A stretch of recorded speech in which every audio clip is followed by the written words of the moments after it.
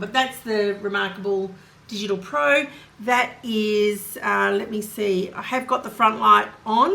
I know it doesn't look like I have, but I do have the front light on. If I compare it with the Boox has the front light on. The reMarkable has the front light on. It's not very bright, but at night time, it's absolutely perfect. So I just want to show you the backlight.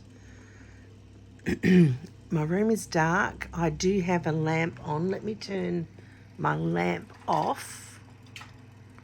And look at that. I can... Oh, I've got white on because I can work in the dark. I could never do that before. Let's just get rid of that. I mean, it's amazing. Look at it.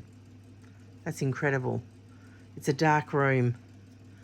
I think the backlight's absolutely perfect. Can you see it during the day? No, you can't see it during the day. So that's what I think is happening in some of the reviews. People are looking at it and going, oh, I can't see it.